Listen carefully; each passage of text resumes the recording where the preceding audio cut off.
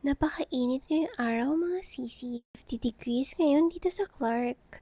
Kaya naman siguro ako nag-crave ng ice cream. Meron ako nakitang drive-thru ng ice cream dito sa Clark. Medyo matagal-tagal na din itong aking nakita. Pero ngayong araw ko palang ito susubukan mga sisi. Tara, samahan niyo ako. Paliko na tayo mga sisi. At ito nga, nandito na tayo sa Creamline drive-thru.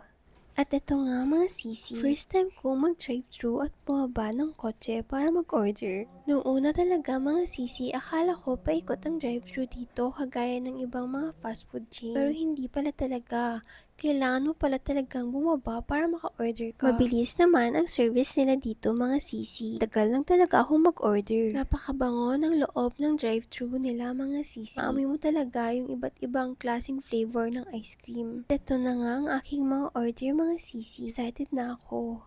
Kasi first time ko din kumain ng Creamline ice cream. Kayo mga sisi, anong favorite yung flavor ng Creamline? Medyo madami nga akong nabili mga sisi. Kasi gusto kong itry yung iba't ibang flavor nila. Nandito pala ako ngayon sa Clark Parade Grounds.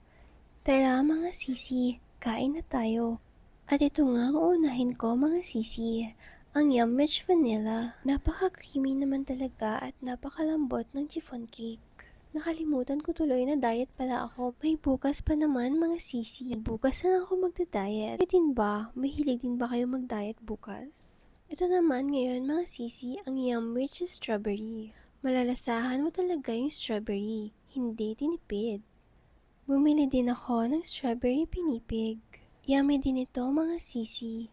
Napaka-crunchy sa labas at napaka-creamy sa loob. Sulit na sulit ang pera mo. Abot kaya lang ang presyo ng kanilang mga ice cream mga sisi.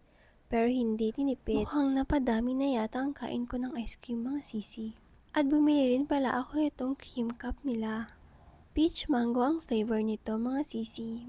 At napakasarap din pala talaga. Salamat po sa panonood sa aking katakawan today. Bye!